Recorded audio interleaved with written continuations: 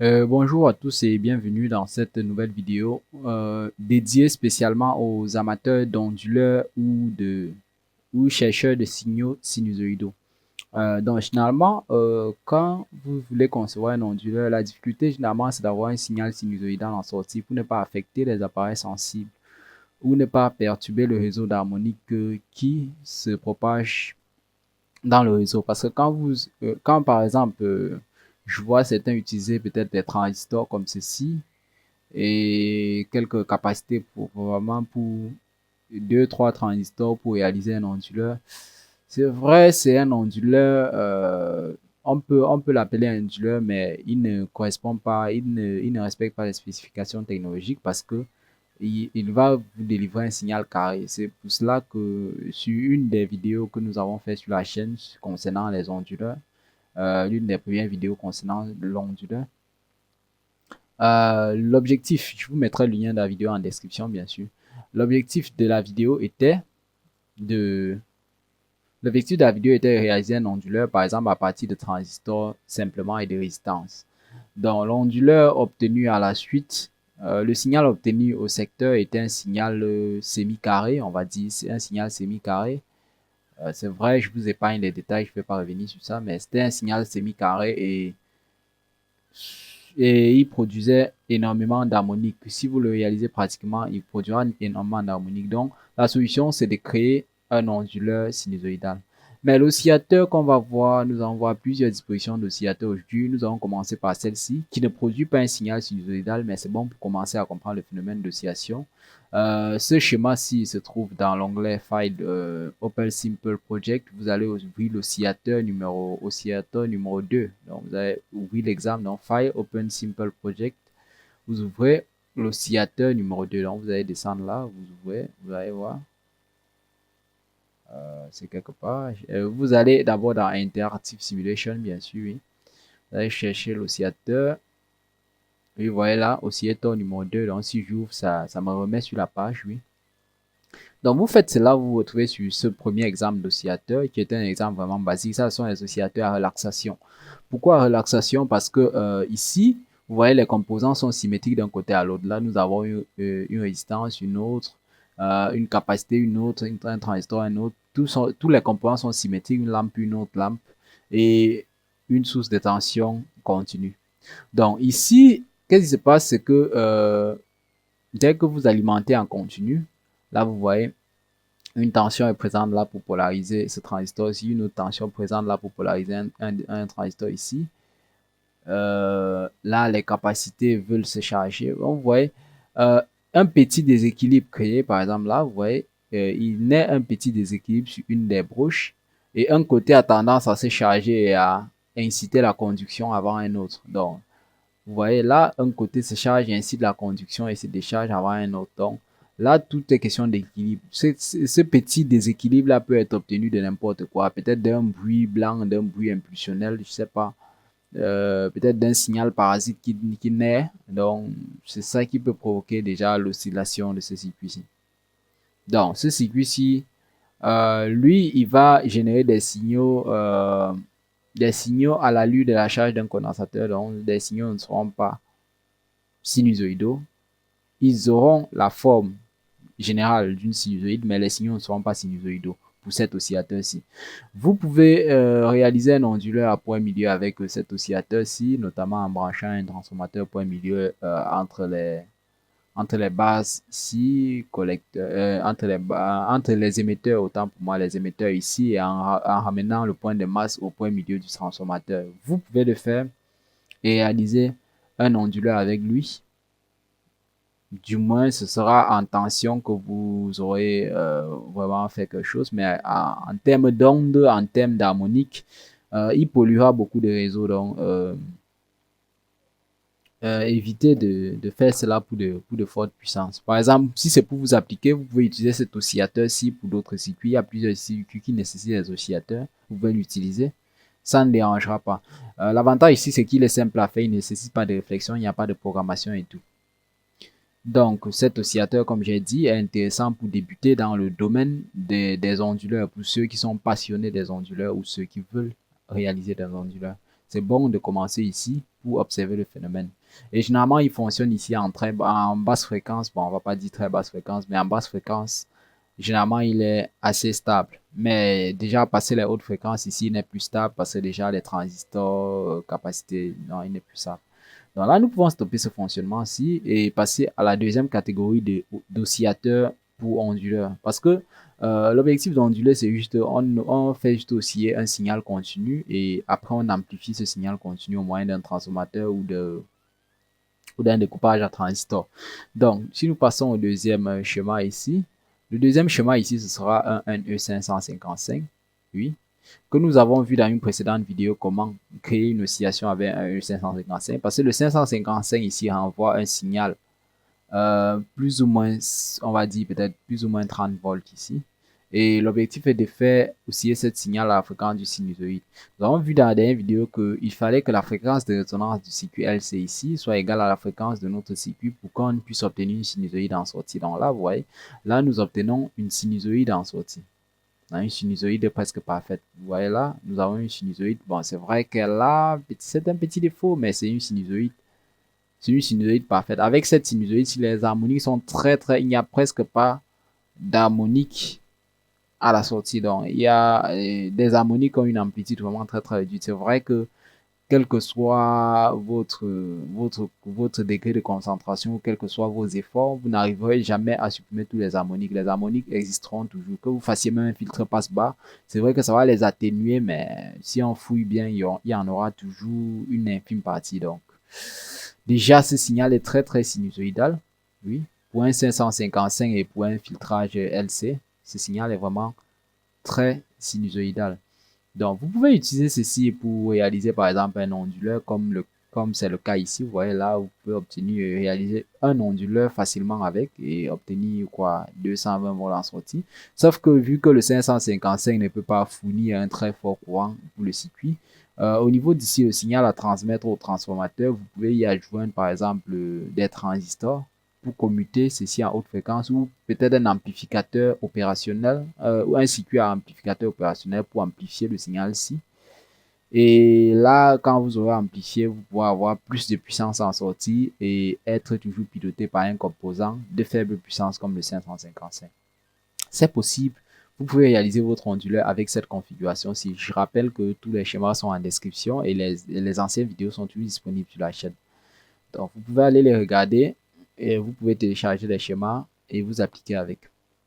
Donc, cette configuration-ci est très bonne pour vos onduleurs. Vous voyez, la mauvaise idée ou peut-être l'idée des débutants ici serait peut-être de prendre directement le signal ici.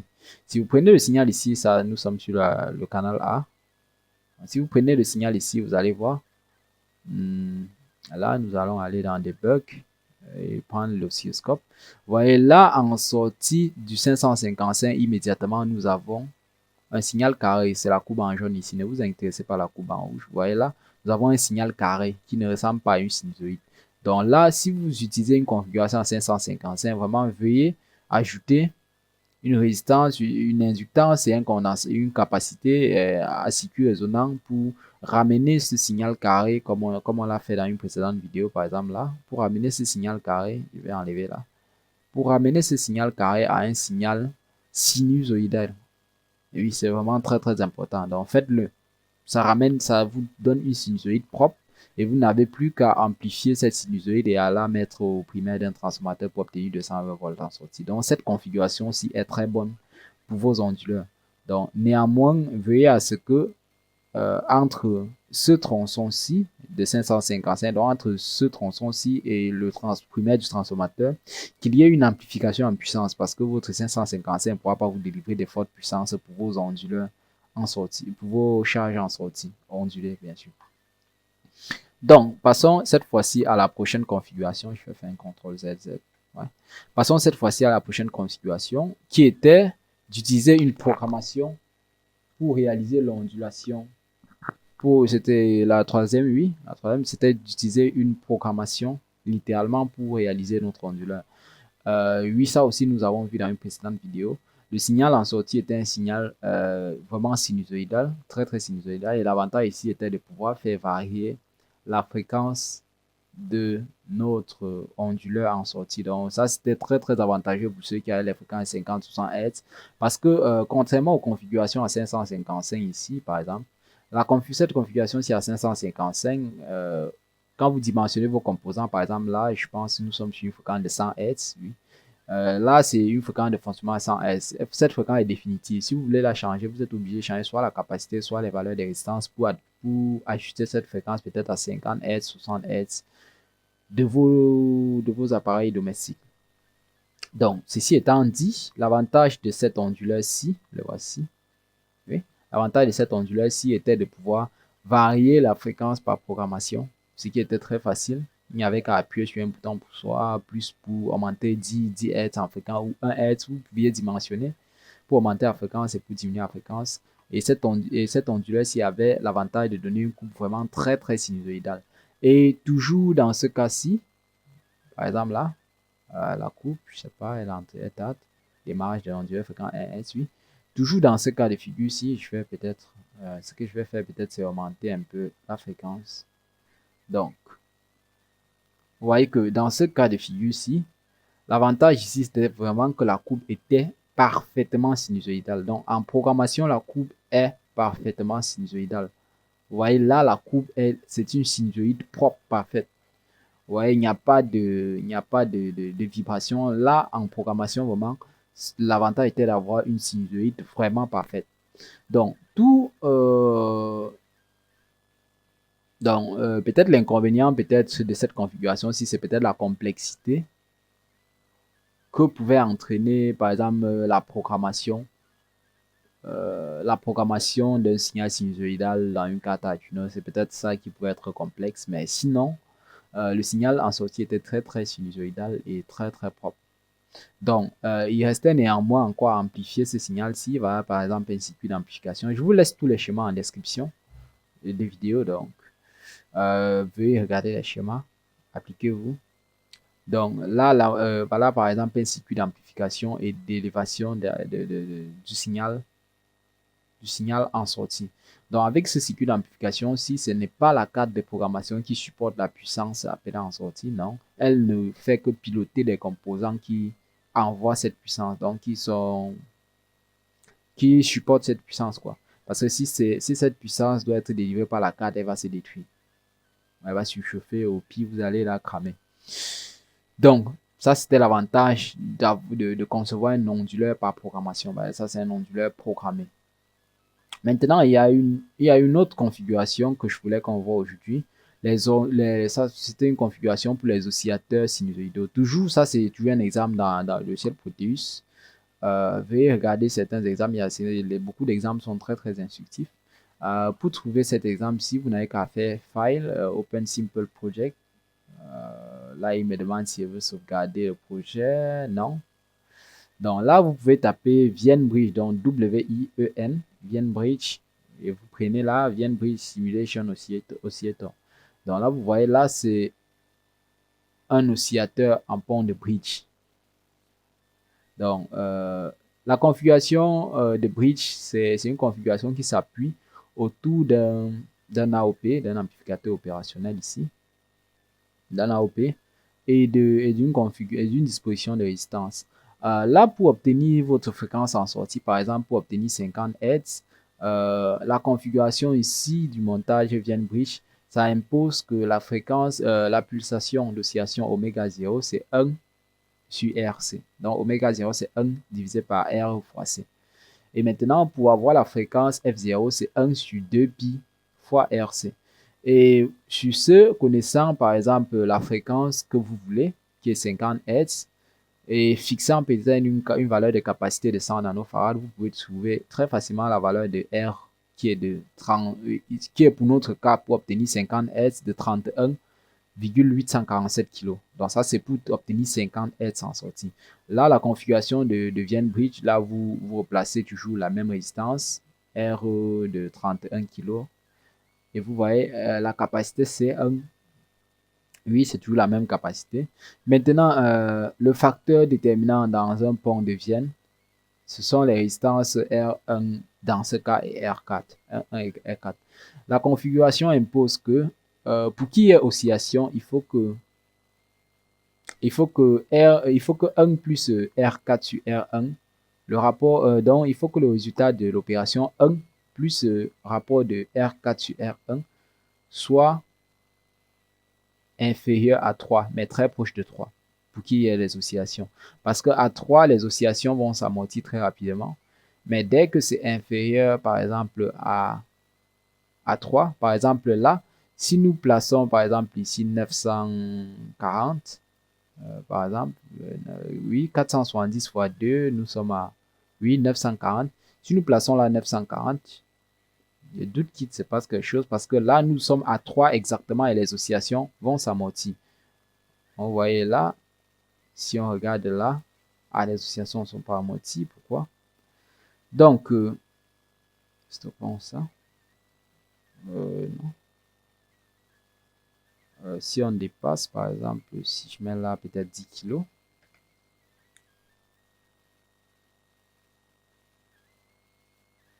Donc là, vous allez voir, je ne sais pas pourquoi les oscillations là ne s'amortissent pas. C'est vrai aussi que ici, il y a une notice qui vous avertisse.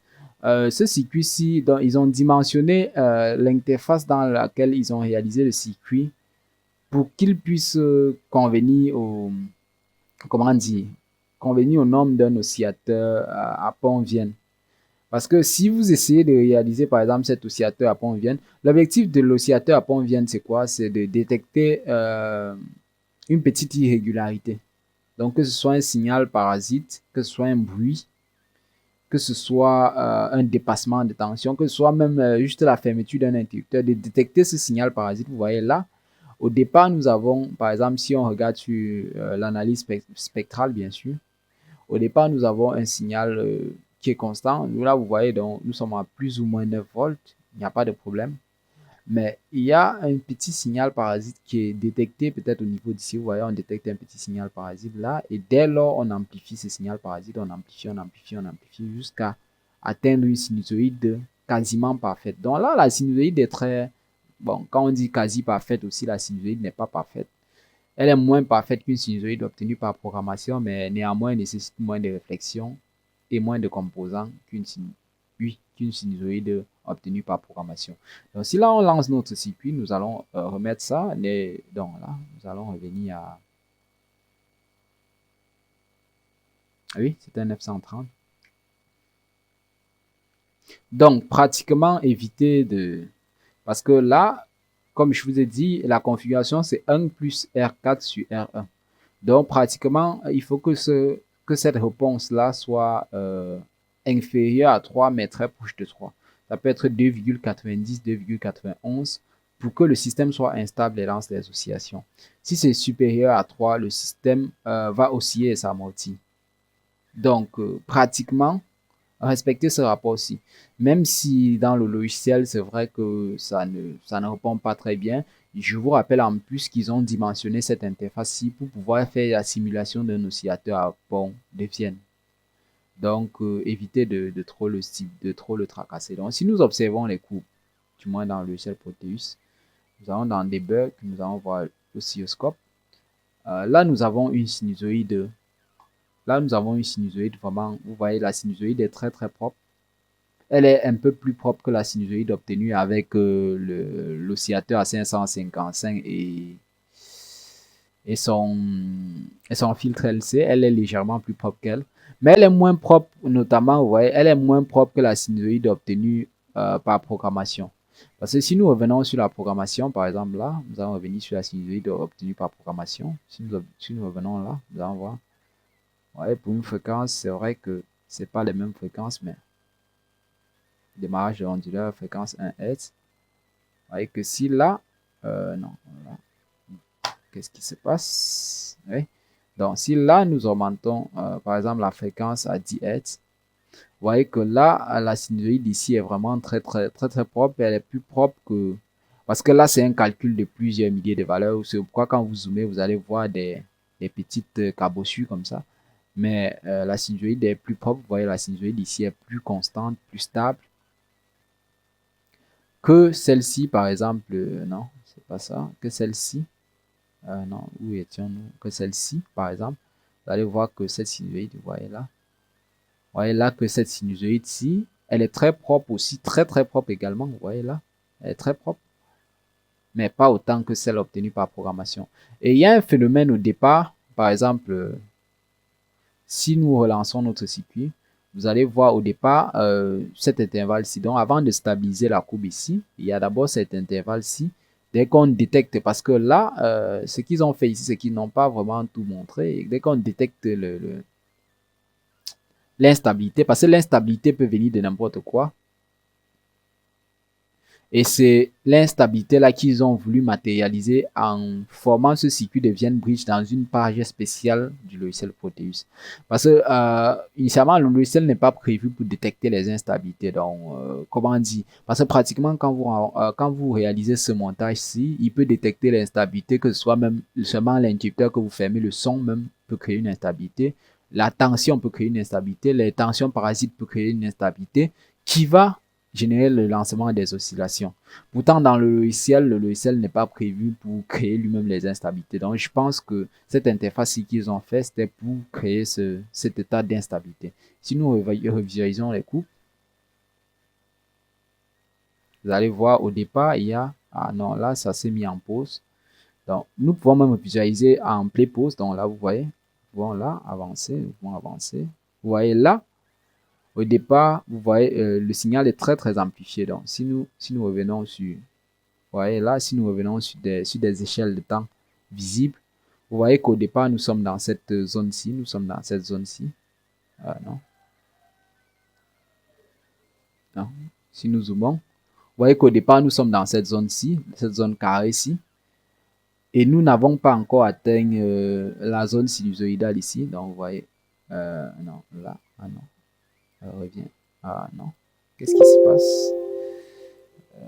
Est-ce que, ouais, là, vous voyez, nous n'avons pas encore atteint la zone sinusoïdale. Si nous réavançons en play pause, vous voyez là, plus ça se réduit. Là, vous voyez, nous avons atteint ce point-ci.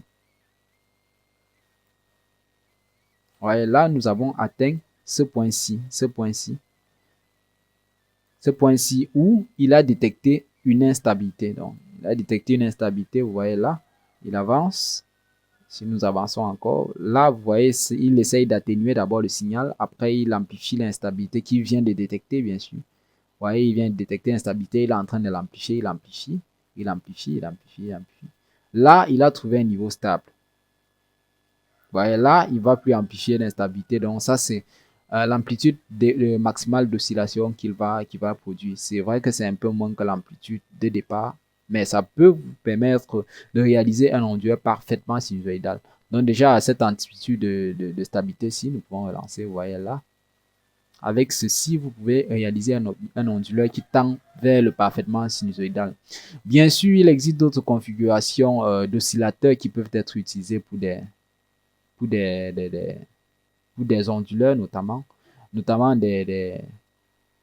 une structure d'oscillateur Colpitts. Il y a les oscillateurs de Colpitts, oui, que vous pouvez aussi utiliser, qui renvoient des signaux très très sinusoïdaux également, sans programmation nécessairement, pour vos différents montages d'onduleurs. Donc, jusque là, la vidéo, je pense, c'était un peu longue. Vous avez jusqu'à présent plusieurs astuces pour réaliser vos onduleurs ou vos oscillateurs. Les oscillateurs ici peuvent vous permettre de réaliser par exemple des détecteurs de métaux, certains. Ils peuvent vous permettre de réaliser des modules de transmission sans fil, des modules de chauffage par induction, ça c'est pour les oscillateurs. Ils peuvent aussi vous permettre de réaliser des émetteurs récepteurs FM. Ouais. Ils peuvent vous permettre toujours, les oscillateurs peuvent vous permettre toujours de réaliser par exemple des circuits hacheurs et j'en passe. Donc si la vidéo vous a plu, vraiment abonnez-vous, likez, laissez des commentaires, laissez des j'aime. Ça fait plaisir et on se dit à très bientôt.